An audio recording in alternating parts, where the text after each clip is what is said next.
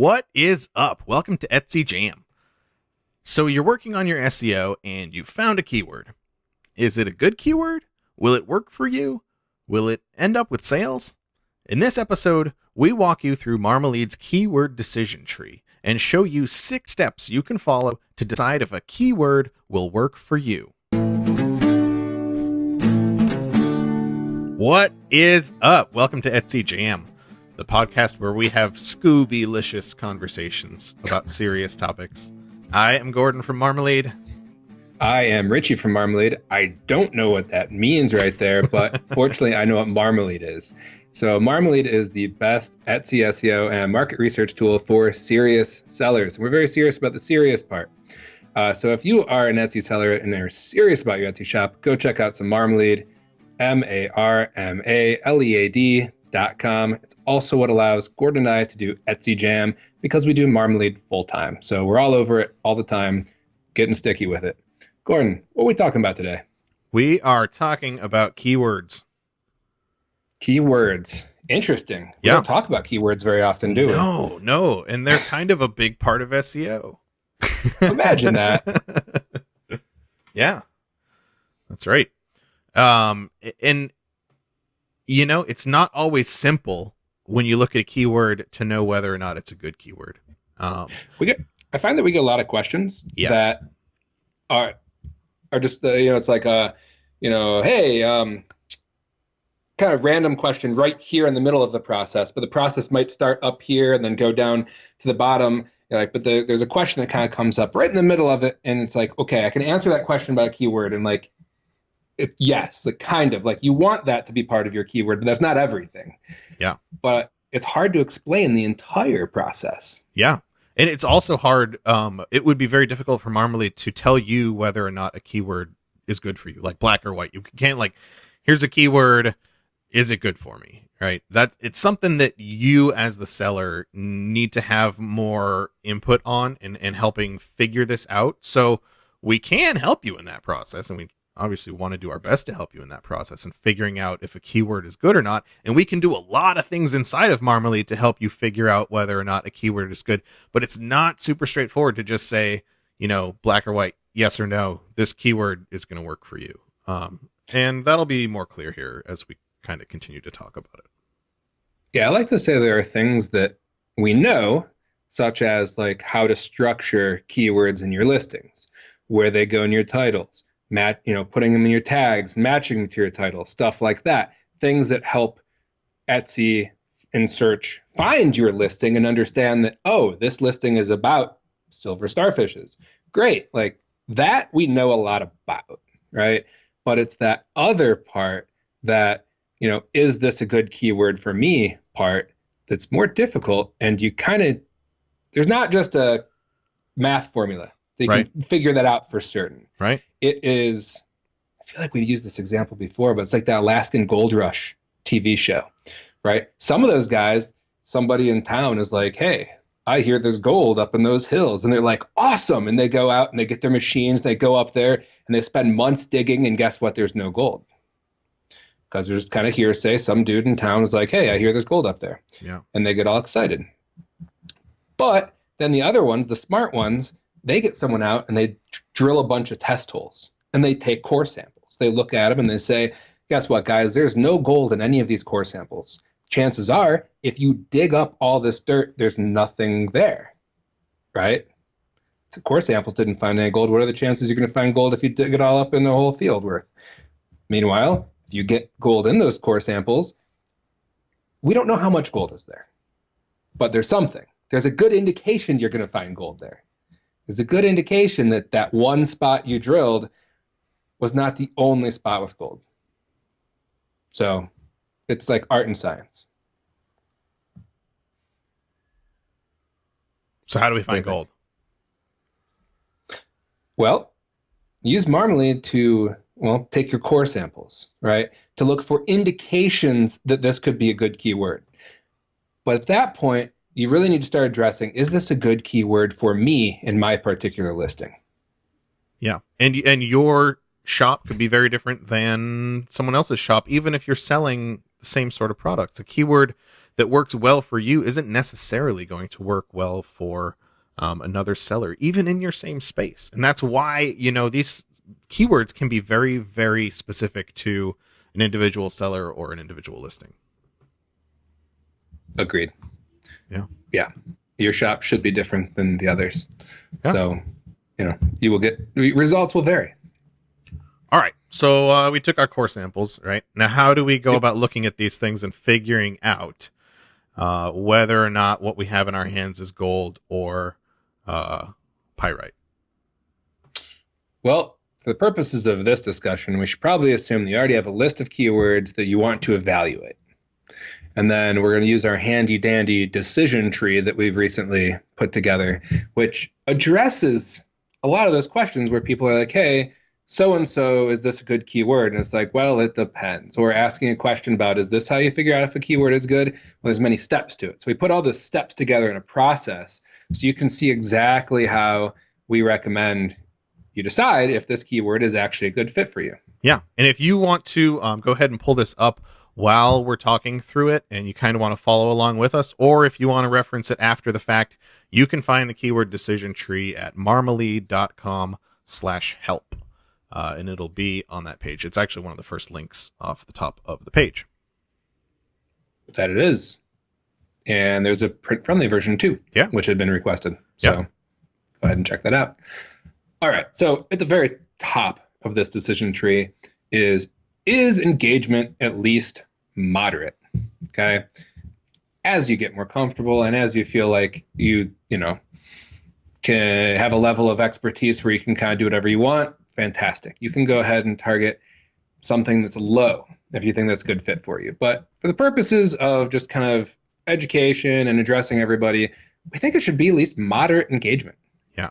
And for those of you who might not be familiar with what we're calling engagement here, because you might be saying, well, what are you talking about engagement? I've never seen this anywhere before. Inside of Marmalead, we have Marmometers, which score the engagement, the competition, the category page of a listing. Now, the first one, engagement, is basically measuring how many people are engaging with listings that use that keyword on them, that come back when someone does a search in Etsy for that keyword. How much are people actually like going through and viewing these things and favoriting them and making purchases and things like that? How much are they engaging with these things? And we have a 5-step score for that. It's either, very high, down to high, moderate, low, or very low. If they're really not engaging with anything on those search results at all. This is true. Yeah. So, and we're saying you kind of want to stick with moderate and above for now.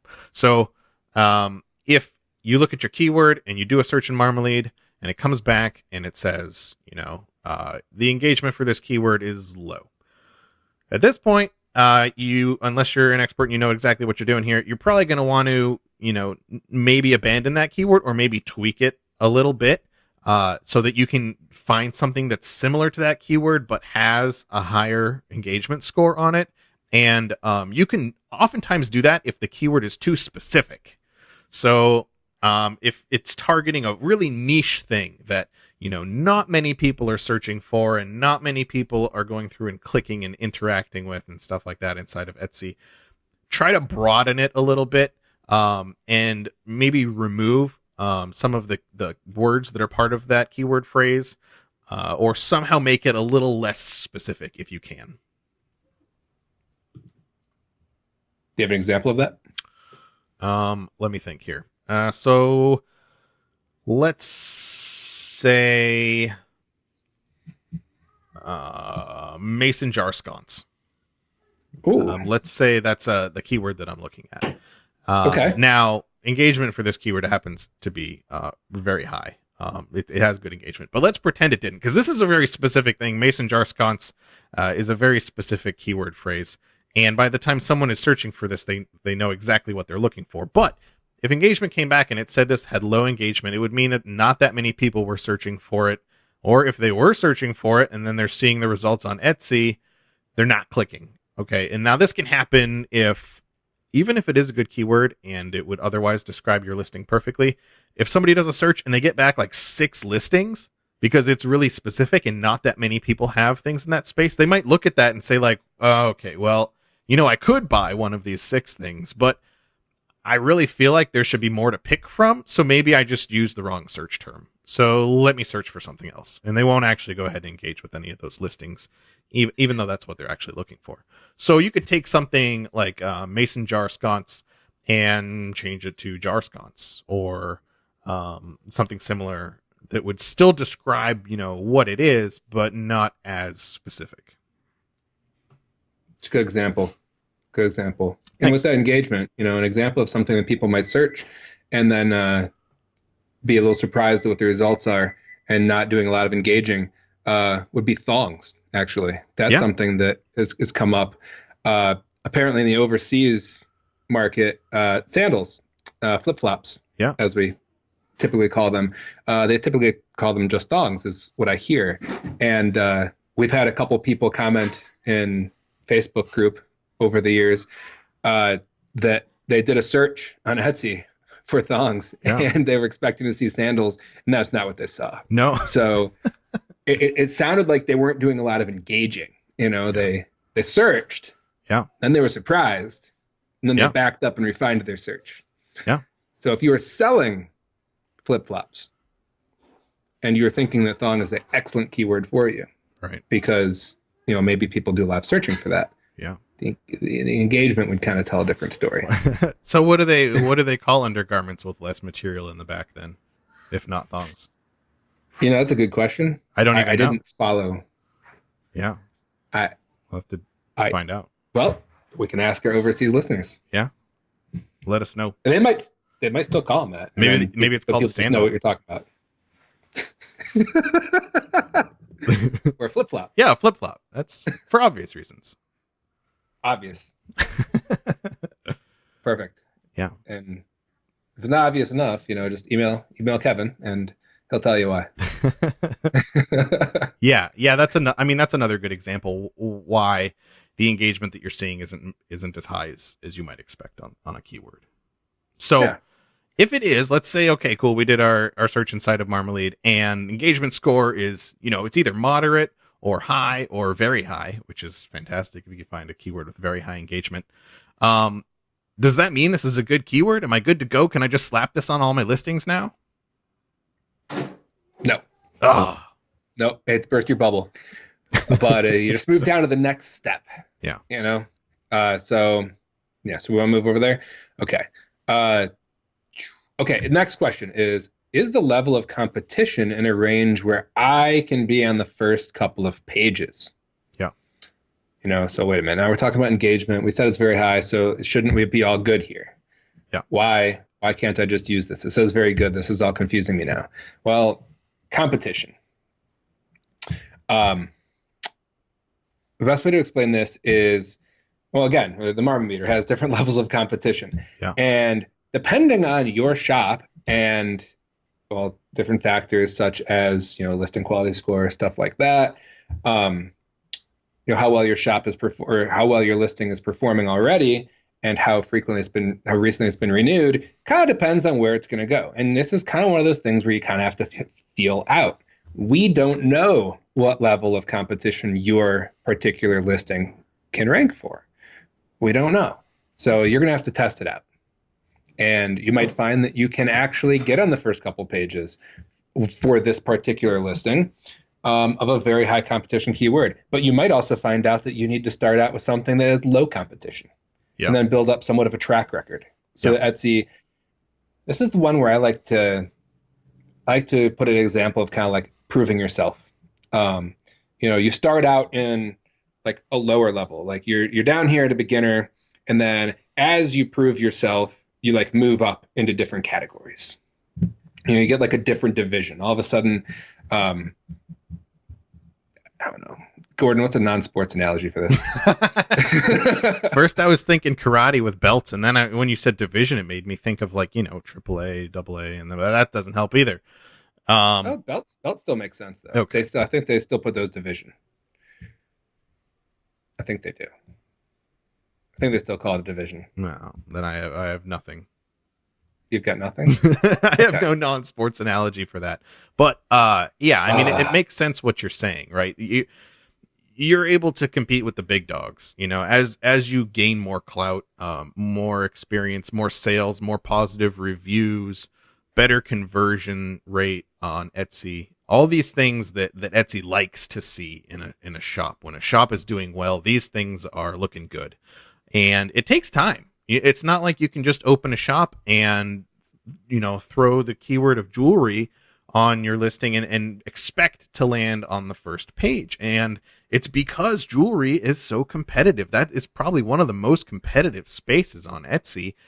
And it's a very generic way of describing a lot of different listings. And you need to kind of have a lot of experience in selling stuff in that same sort of area before Etsy is going to take a chance on you and put your shop on the very first page for something as high profile as jewelry.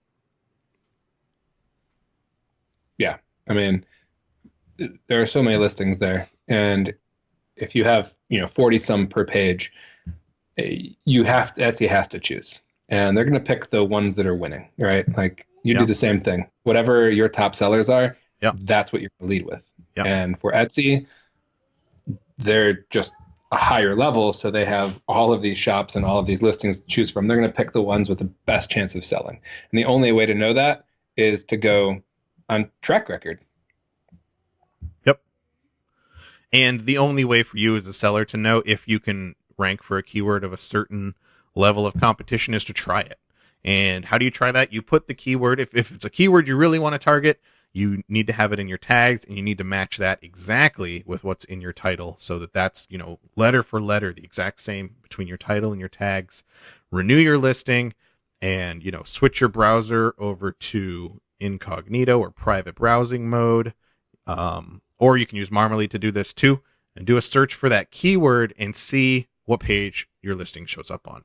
And if you show up on one of the first 3 pages, I would count that as a win and say, hey, cool, I can rank for this keyword if I put it in both my title and my tags. Now, sometimes you can't always fit all of your tags into your title. They only give you so much space. So if this is a keyword that you're not going to be using inside of your title because it's already full of other keywords that you're targeting, you can still check the same thing by putting the keyword inside of your tags, renewing your listing, and then going ahead and doing another search inside of Etsy or inside of Marmalead and seeing how high you can show up just having it inside of your tags. Now, it's a lot harder to rank without matching it inside of your title also, but if you're picking something that has much lower competition, you'll have a much better shot at ranking. That's right. Yep. The higher the competition, the more you have to have you act together. Yeah. And the lower, the more you can get away with. You can be somewhat sloppy with it. Check out the mini workshop called Is It Working? And level 1 will help you figure out how often to renew to keep your listing on the first page of search results. And again, you can find that in the same place as the decision tree, marmalead.com/help. And you can find those, the Is It Working, also known as levels. Yep. And they'll help you out. Yeah. Move up to the next division. Yes. Or level. Yeah. Yeah. One of the other certainly can't help you with. Oh. No, go ahead. I was going to say, certainly can't answer every question from like ground zero of SEO and, how to do this and how to choose the best keywords and all of that, like right here. Right. So there's other information as far as like, the things we know that I mentioned earlier, as far as the structure and like the things you got to do to have good SEO versus having good keywords. And just want to reiterate that we're talking about, is this a good keyword? Right. Yep. So you mentioned title and tag match and stuff like that. And it's not everything. It's important. The levels and how often to renew, like all those things. So you're gonna have to go to some of our other content to really get a good handle on the SEO part. Yeah. Are you, getting a good SEO grade? Yeah. Actually, that's like our last jam, isn't it? It is. Yeah. It's about the grading and how grading works inside of There you go. Yeah. So if you want to know about the SEO part and applying your keywords, go listen to the last episode we did. Yeah. Where we talk all about Marmalead grading. That's right. Episode 55. No. Perfect. Oh. 50. Maybe it is 55. We rearranged those. So Don, never mind. Forget the number. I think it's called Making the Grade. And you can find it on our blog. There you go. One of the other things that we do for entrepreneurs is we send out every single week, we'll send an email out to all of our entrepreneurs, sharing with them what the highest engagement keywords were for that last week that we saw across all of our searches on Marmalead. And we break this down by level of competition. And that's important to do because not everybody could rank for the higher competition keywords. So if you're able to figure out, what the highest level of competition you can rank for, when you get this email and you look through it, you'll have a better idea of, okay, these, I should consider these keywords, but hey, these ones here for super high competition, like I know I'm not going to rank for these things anyway. Maybe I'll get some ideas. Maybe I can start some brainstorming with them, but I probably can't use these exact ones on my listing. But just to give you guys kind of an example here. So the last email that we sent out, some of the very low competition with very high engagement, these keywords look like handwriting bracelet. The mason jar sconce was in that list. Weekly student planner, right? These are really specific ways of describing things. These are very niche things. So that naturally there's going to be less people competing for that narrow of a space. When you get down to the very high competition keywords that are in that email, now they also still have very high engagement. So if you can rank for very high competition keywords, it's not a bad strategy to, sprinkle some of those into your listing and compete at these very high levels of competition. You might need to renew more often and stuff like that to make sure that you're staying on top with these. But I wouldn't discourage you from using them if you can rank for them. So some of these, crochet pattern, choker, home decor, right? This is like, that's super broad. Home decor, I mean, there's so many things that can fit into that category as opposed to mason jar sconce. So you can see, as you get more generic with your keywords that you're looking at and more generic in how shoppers might be describing these things as they're doing their searches, there's going to be more competition just naturally because that's a wider space. There's more products that fit into that description than mason jar scones.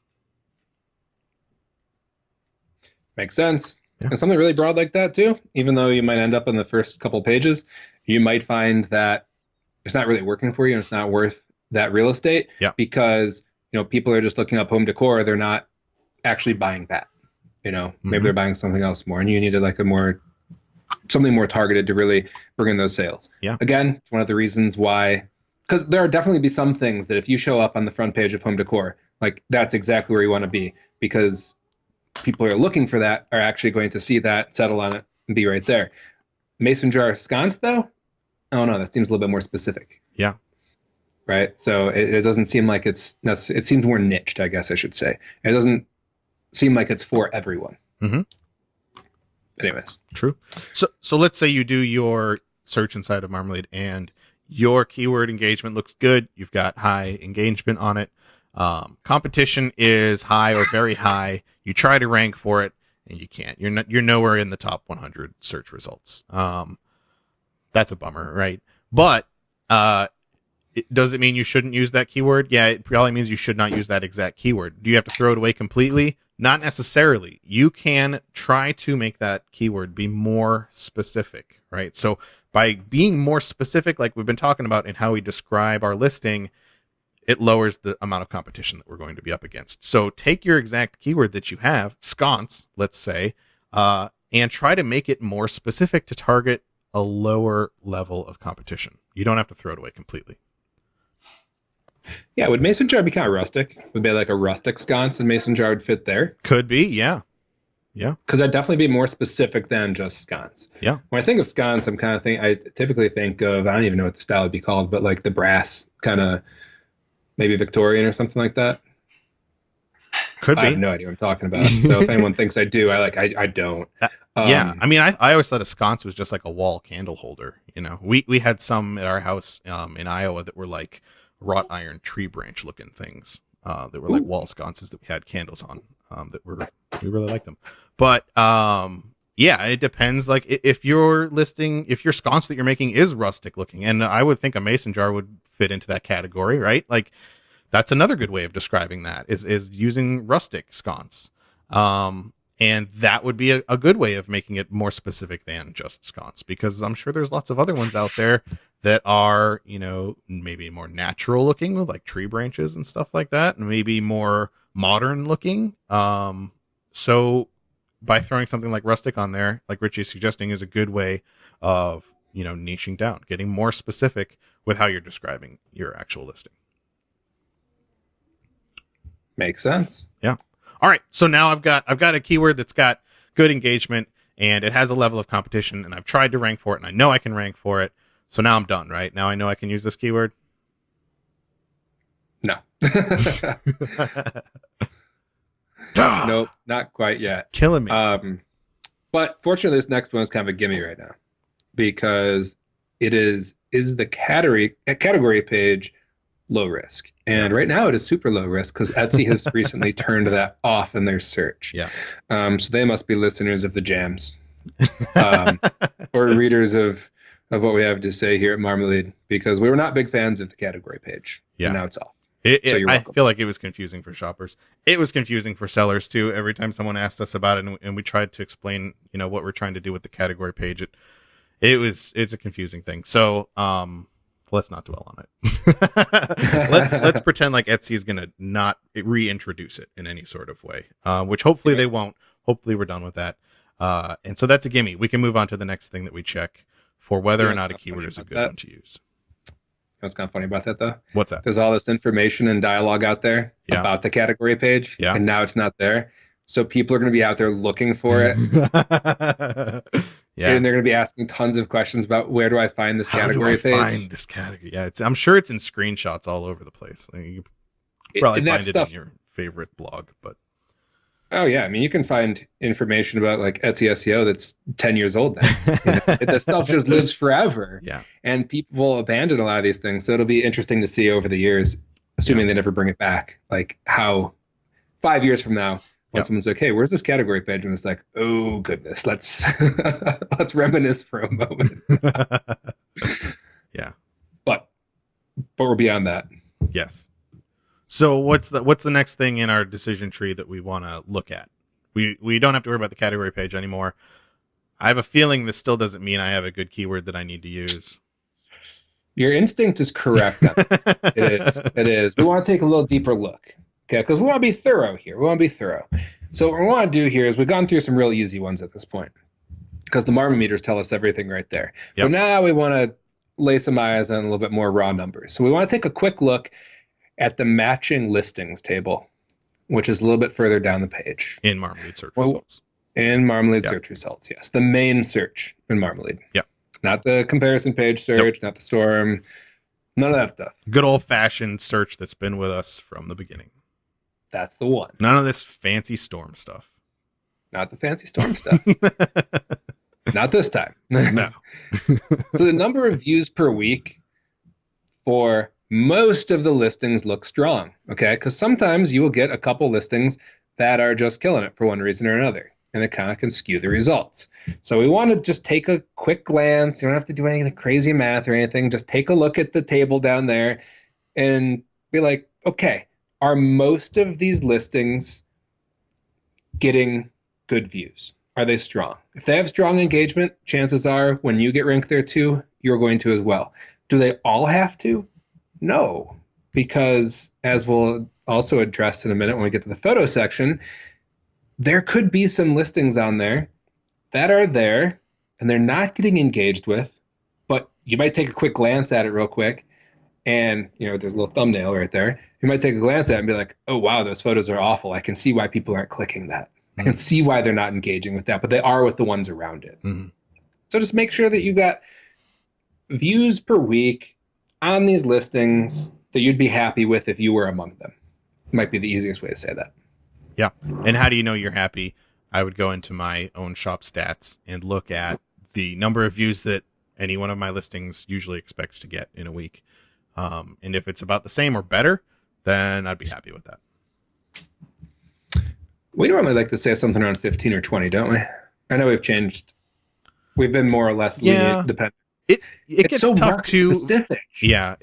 You'll notice too when you start doing this for keywords the competition level tends to dictate how many views per week you'll see in some of these listings. So the keywords with higher competition tend to see more views, provided that engagement's the same, right? Blah blah blah, blah stipulation. You'll tend to see that the higher level of competition, like jewelry, is going to have more views per week than mason jar sconce. I'll just use that one again because that was our low competition example from before. So you might say, well, what would be my motivation for picking, a higher competition keyword over one that's lower competition when I don't know if I can rank for it? Your motivation could be that on average, higher competition listings tend to see higher average views per week. You might get more views per week off of it. Do those convert to sales? I don't know. That's where you kind of get into the argument of maybe longer tail, more targeted keywords are better to use than higher competition ones. And it kind of depends on what you're trying to shoot for and what works for you. We'll get into that later. But you'll notice that as you're doing searches for keywords, the higher competition you see, chances are it's got higher number of average views per week. So it's hard to say what like the overall average would be that you're going to want to beat. It really depends on what level of competition you're targeting. Makes sense. Yeah. And the market you're in. Yeah. I mean, yeah. All right. So I'm happy with the views per week. Now I'm done, right? Yep. All done. All Nope, right. wrong. No. I know. I scrolled down and there was more. I'm sorry. We're like halfway there. A little over halfway there. We're definitely more than halfway there. So that's good. All right. So as I kind of hinted at, their photos are kind of important here. Yeah. Imagine that. Yeah. Now, okay, how do photos fit into keywords? I thought we're talking about keywords. Why does photos matter? Well, keywords kind of set expectations, right? So you put a particular keyword in, and you're going to expect before the results even come back. So let's pretend we're, go a little time travel, and you're waiting for the page to load, and it's just kind of loading like slow line by line by line, and you're waiting anxiously for what's going to be there. Well, if you search for mason jar wall sconce, you've got some expectations about what's going to pop up on that page. And if you don't see what you want, you're going to do another search, right? You're not going to waste a lot of time clicking around. So the photos of competing listings need to actually be a good fit for your product, because if you've got 40 other listings on the page right there and yours stands out for the wrong reasons, doesn't matter that you're on the first page. No one's going to click it. I don't know anybody that clicks just every listing on the page, even if it doesn't look interesting. People click the couple that look interesting on the page, and then they kind of move on. So, will your product look favorable? If the other pictures are all awesome and your picture's kind of grainy and blurry and dark, like, you could just, one of the next things is, okay, it doesn't look favorable. Is it because your photos need improvement? Well, if it is, then get your photos up to speed. And if it's just that your product is just not the right fit, you're trying to sell flip-flops and everyone else is not, like, I don't know. I don't think it's going to work out very well. Yeah. Let's say you're looking at home decor and you do a search for home decor and your listing shows up there, your wall sconce shows up there, but it's the only sconce on the entire page of results. Is that, it could be that someone happens to be looking for that specific kind of home decor, but chances are that someone might be looking for stuff that's more like the other things you're seeing there under home decor, whether it's wall art or, something else that shows up more commonly than yours. And you might not enjoy the same, number of views and sales off of that keyword as if you do a search for a keyword and a bunch of things very similar to yours show up. That's a good example right there, actually, wall art. So that's a popular one. So what do you expect when you see wall art? Yeah. You could argue that a mason jar wall sconce is, in fact, art for your wall. Right. But that might not be what people are actually expecting when they do the search. Yeah. So if you have a mason jar wall sconce and everyone else has different paintings and stuff like that, maybe other like mixed medium type pieces of art, you're going to look like kind of an odd duckling out there. Yeah. And maybe, hey, maybe that's something worth testing and seeing. And if it performs well for you, awesome. That's an excellent example of we don't know the best keyword for you, Mm-hmm. right? Mm-hmm. But testing it will tell you that. So it's the kind of thing where you just have to kind of look and be like, okay, look, here are the other listings, here are their photos. If I put mine in there, is this going to be interesting? Are people going to want it? Is it desirable? All those things. It's just very important. Yeah. All right. All right. So we're in a good spot. Our photos are good. They're consistent with the ones around us. Pretty sure we're not done yet. Not quite yet. Not quite yet. There's another very important piece of the puzzle here.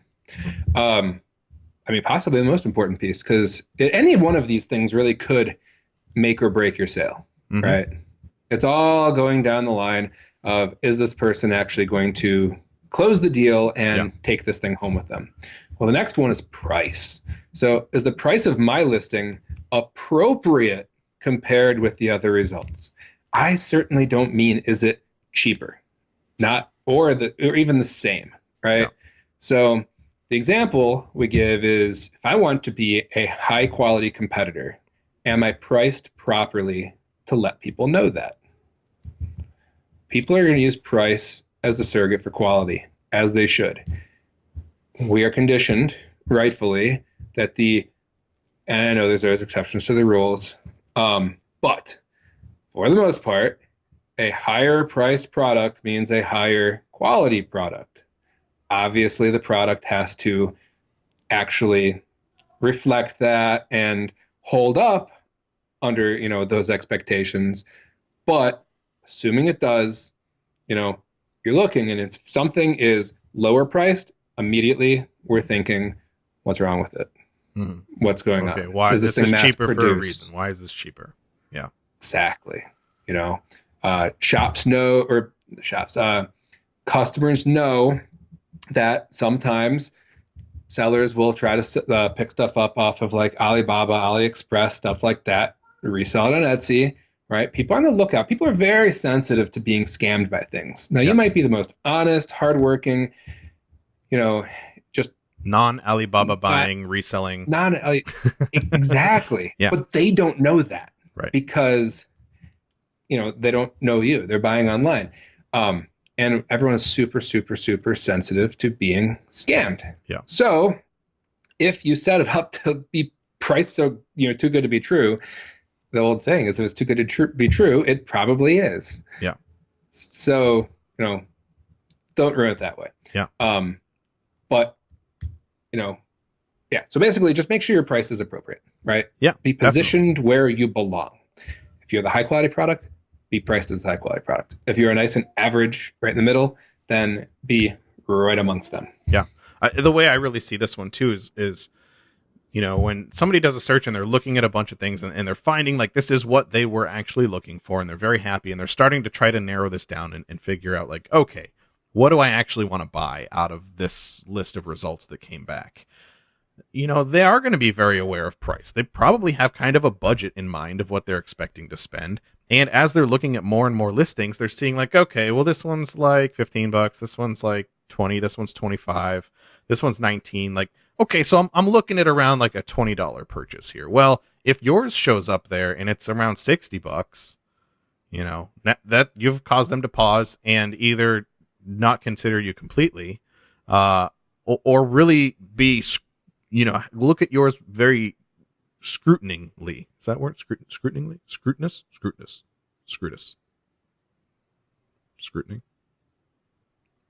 Scrutiny is the word. Scrutinily. How about with great scrutiny? Yeah, they're going to really be looking at yours to try to see like, okay, what's the deal with this $60 one? Everything else is around $20. Like, obviously there's some give and take there, but seems to me like the average is this. They're not going to be pulling out their calculators and figuring out the average price, but as they're looking at listings, you kind of get a general sense of stuff like that. And you just want to make sure that when you run the search yourself and you're eyeballing the stuff that shows up, that you're in the same ballpark as the ones that are there too. And that you're not having to justify why your product is listed with the ones around it that are in a totally different price range. Correct. Yeah. Yep. Yeah, whatever you're doing, just have a good reason for it. Yeah. So, all Do it right. intentionally. I So guess that's the biggest thing. are we good now? Like, can I use this keyword? Is this green light now? Actually, yes. Yes. Oh, finally. Yep. So now you have something worth trying. So, Yeah. go out there and try it and see if it's actually working for you. Yeah. And, as you move down this decision tree and you're checking these things off and meeting each of these criteria, it's giving you a better and better and better chance of landing the sale. If you can say yes to these things for each of the keywords that you're using on your listing, you're giving yourself a much better chance that the person, the shopper, the buyer that is coming through and looking at your listing is going to go ahead and make the purchase. And that's really what you want to do, is set yourself up for using all of the keywords that give you the best chance of making a sale. Yes. I think the biggest takeaway from this is that these things don't happen by accident. Yeah. I think a lot of times people approach, keywords and SEO and whatnot as something they don't really want to do. Mm-hmm. So they just kind of want to throw stuff on there. Sure. Why can't I just throw keywords on there onto my listing and let Etsy sort it all out? And you can. Well, you can. they do sort it all out. They let you do that. It's just that if you do it haphazardly, you're not going to get the results you're hoping for. Right. Yeah. Yeah.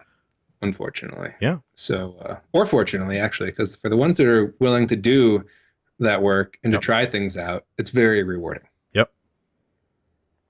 Like most things. Yeah. So, but yeah, you just got it's not one quick, easy answer. It is a process, and it is something you got to test, and it's got to be deliberate. Yes. There's strategy involved. Yes. And yeah. And not even the kind of thing like, we can't just swoop into your shop right now and in 15 minutes be like, ta-da, here you go. Like, you're set. And it's like, no, it doesn't work that way either. Yeah. It is trial and error. It's going to take time. And you have to, the person who's best in a position to know what keywords are worth trying all the way through here and to actually know which ones are working, because again, only time will tell, is you. You're the one that's intimately familiar with your product. You see us struggle with things like, mason jar wall sconce. Like, is that rustic? It's like, well, I don't know what I call that rustic. If you're the one that's making, if your thing is mason jar wall sconces, you're going to know. Yeah. You're going to have a strong opinion about, like, no, why would you call this rustic? That's absolutely not rustic. Or of course that's rustic. Right. And it's also this other laundry list of things. Yeah. But exactly. I don't know. No, exactly.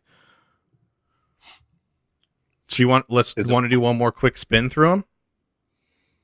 Yeah, we can do that. Quick spin. Oh, sorry. So to determine whether or not a keyword is good, first you want to look at the level of engagement, and this is the Marmometer inside of Marmalead. You want to see moderate, high, or very high. Yep. You want to make sure that the level of competition for that keyword is somewhere you can rank, whether that has to be very low competition or whatnot. You have to test and figure that out. Make sure that the competition is something that you have ranked for in the past and that your shop can rank for. Category page is a gimme. Don't really have to worry about that one quite yet. You want to take a quick look at the average views per week in the matching listings table of the search results for that keyword inside of Marmalead, and make sure that the average views per week that you're seeing for that keyword looks like it's in the right ballpark for you. It looks like that's either, where you're at or a little bit better than where you're at as far as engagement on those listings.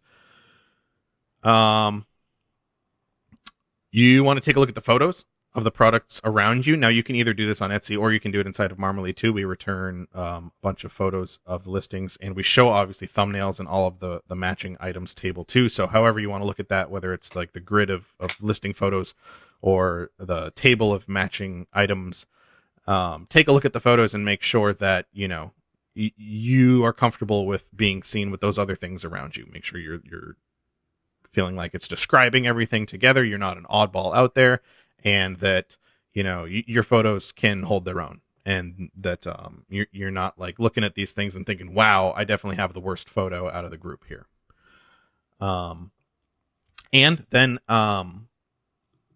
lastly, you want to look at the pricing, right? And make sure that you're in the same ballpark for the pricing.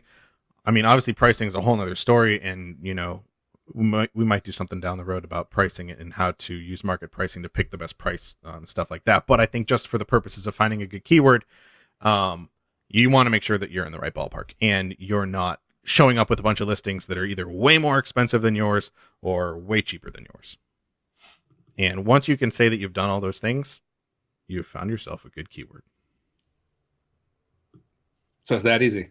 It's that easy. Why didn't you say that to begin with? How many steps here? 1, 2, 3, 4, 5, 6 steps. Look at that. It's easy. And if you take out the category page, it's 5. There you go. Boom. 5 steps. Boom, boom. And it's still not as easy. It's not as easy in black and white. Unfortunately, we'll do everything we can to keep moving toward that and try to make it as easy as possible for you, because it is something it takes time. And if you do it right, you'll enjoy better sales off of it. You'll have more success with it over the people that are just kind of picking random keywords here and there and hoping for the best. You'll definitely do better than them, but it takes time. And what we try to do is help you with that as much as possible and save you as much time as we can. So with the engagement score, the competition score, stuff like that, we'll definitely keep working toward making it something that takes less time from you, and we can do more of the work for you. But yeah, those five simple steps to determine whether or not the keyword fits you. Nice. Yeah. Closing thoughts. You don't have to outrun the lion. I like that one. We use that one a lot. Is there a better closing thought? No, actually, I think that's I mean, there might be, but not that I can think of at the moment. Yeah. No, I like the lion analogy though, or simile, or whatever it is. I'm not sure what it's called, but anyways, I like the lion example, because you don't have to do this perfectly, but and keep in mind how many people are not going to try this at all. Right. Right. Right. So for you to go through this, you are putting yourself as, just a much smaller group of people to actually compete with. Yep. Which is awesome. Yeah. Yeah.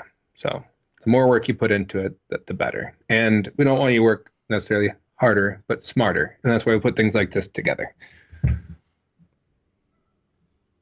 Yep. Yeah. So go check it out, marmalead.com/help. Print it out. Put it next to your bed. There you go. Study it. Study it. Memorize it. As you go through this too, I mean, you'll probably notice there's little numbers in each one of these bubbles. Yeah. And those bubbles correspond to like clumps of text down at the bottom, like footnotes. Yeah. They'll help explain some more of this, in case you need a refresher. Yeah. Yeah. And if you check it out and you're completely lost and you don't understand where we're trying to go with this, that's cool. Let us know. Like we want to hear that feedback. If you look at it and you love it and you use it and it helps you, let us know that too, because that makes us feel good, and everyone likes to feel good.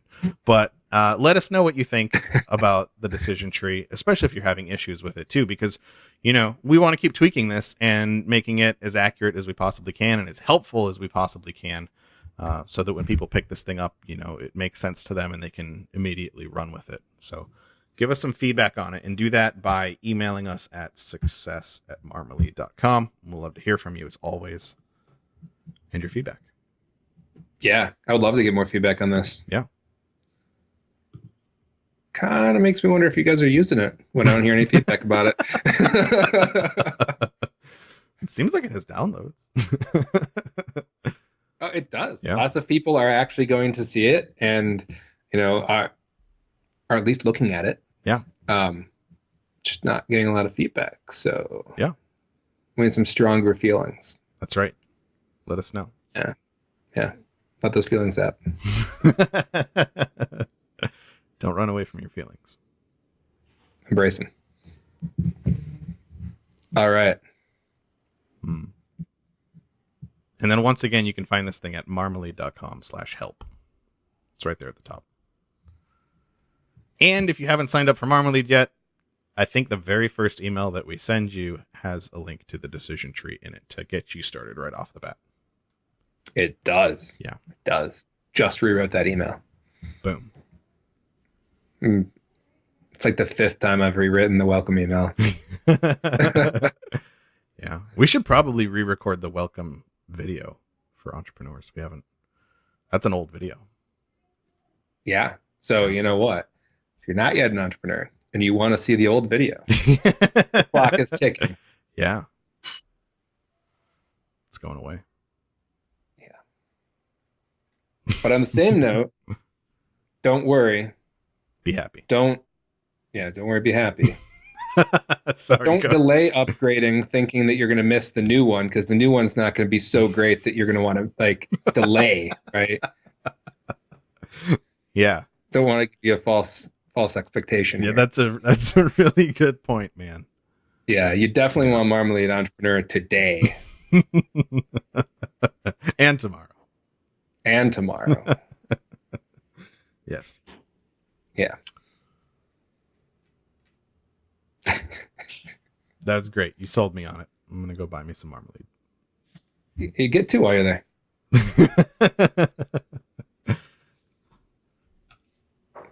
Get to.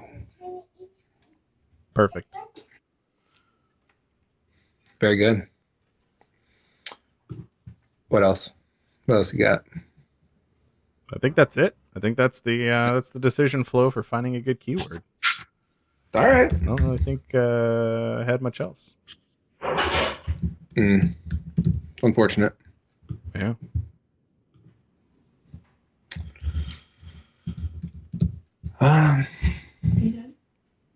And the tree will probably change when we get rid of the category page. It will. You know, we actually have another there's a lingering 8 down there. Oh, is there? There is. I don't know why. Oh, yeah. What happened to that guy? I don't know. It's like a little teaser, because it's like referenced in the bubble that there should be an 8th comment, but then there isn't an 8th comment. And we could make one. We could make one. It's on the congratulations bubble for those of you concerned about the lingering 8. What was there ever an 8 written? Did we just drop it off the last page? I actually looked at the article that's not the PDF print friendly version, and it's not there either. Oh no. So that was my first thought, that we just had it in the PDF. Yeah. So we'll say some good congratulations stuff. And we mentioned there, you have a keyword worth trying. Probably a good time to, refresh on what that means when you're trying a keyword, That's not a bad idea. Yeah. It's a placeholder. It's like when you're doing a search on Wikipedia and you get to like those STEM articles where it says like there's no content written for this yet, but it's been linked into other things, so we know where it fits. Makes sense. Yeah. It was intentional. Yeah. Oh, absolutely. That's why we're hoping someone's going to see it, and that's going to let us know that people are actually using it, because they're going to be like, hey, where's 8? Yeah, what's up with this? I was promised an 8. Got you. Now we know you're using it. And you got down to number 8.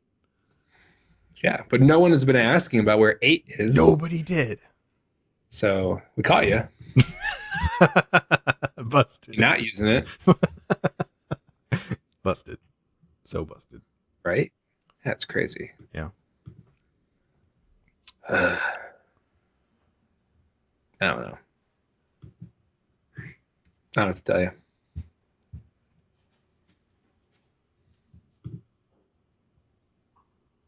Got any good closing thoughts? No. Besides the line?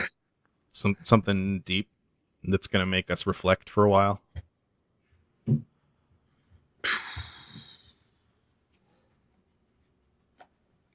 Nah, man, I'm coming up empty. I don't know why. Yeah. I don't know. Had we like ever planned these things a little bit further in advance, could have said something about the Flourish conference I'm going to. There you go. A couple, it's like 3 days away now. Yeah. So anyone listening to this is going to be listening It to it like already happened. 3 weeks after I'm there. Yeah. That's right. It already happened. Richie was already there, and it went really well. Yeah, I was keynote of the conference. It was awesome. Pretty much standing ovation the entire time. That's not funny. I don't know why I'm laughing. That's true. That's what happened. Yeah. No, it's a good reminder that Flourish is a good group out there, if you haven't heard of them. That is a good reminder. Yeah. Absolutely. Yeah. It's so important. We see this in a lot of places. So there's like all the different groups that people seem to like, kind of specialized groups, right? Groups for particular things. Our group is great for like SEO conversation, keyword, stuff like that. Things that, things that are in our wheelhouse, the areas that we really work on. Yeah. And then there are other groups like Flourish that are great for so many other things as well. And everyone, like when you're in business, when you open up a shop and stuff like that, it's so much more than like one thing, so much more than SEO, so much more than pricing, so much more than photos, so much more than copywriting, like descriptions and stuff like that. Yeah. There's a lot going on with it. Yeah. And one of the things that definitely people have a big need for is kind of mindset. And that's something that Sarah over at Flourish is real big on, is mindset, which is so important. Because if you're going to last in this kind of thing, like right now, the summer slowdown, right? Like so many people, wherever I go right now, there are people missing because they're on vacation. I go to jiu-jitsu and people, like half the people are there right now because everyone's going places. Yeah. Everyone's going on this trip, that trip, or like barbecues, graduation parties. Like so many things just have people out of their routine. And once you get in weddings, like it's wedding season, it's graduation season, which I just mentioned, but like all these things just kind of throw people out of their routine. And they don't act like themselves then. It's like, well, that's just one day. It's like, no, it's not just one day. As soon as you throw me out of your routine, or out of my routine, like it messes up more than just one day. It messes up like my week.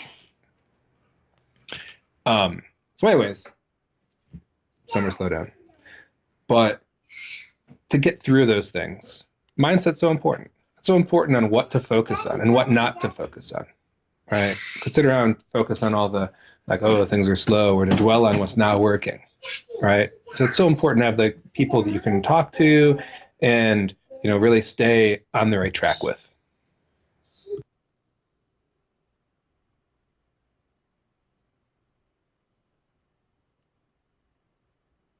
Boom.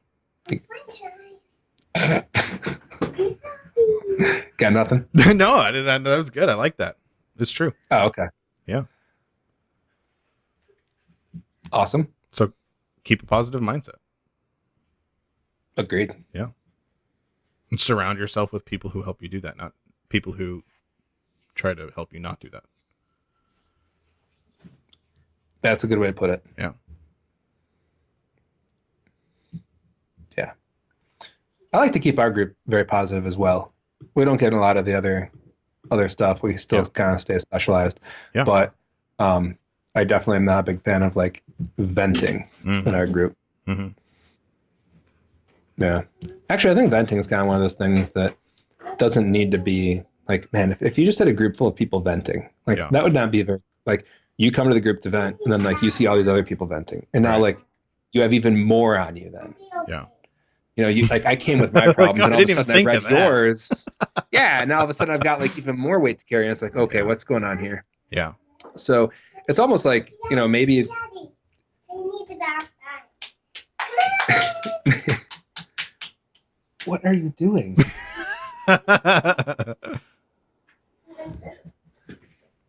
Tiki. Anyways, venting.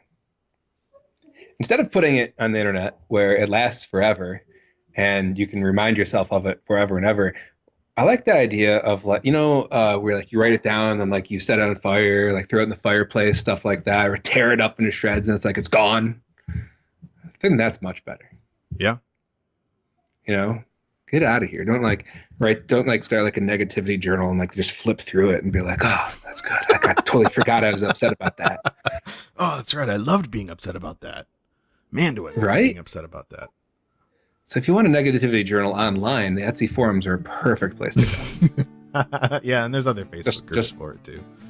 Just a little shout out to the Etsy forums. Yeah. It's contagious too, I think. You know. Oh, it is, man. It's tough. It's insidious. Yeah. Yeah. So stay positive.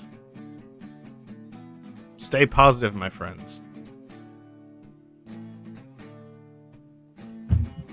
That's a closing thought I worth don't having. always vent about Etsy, but when I do, it's in their forums. I love it. There you go. Good stuff. Stay positive. Check out the decision tree. Put it to work for you. Give us your feedback, how it went. Questions, comments, good or bad. We want them all. And as always, we will see you guys next time on Etsy Jane.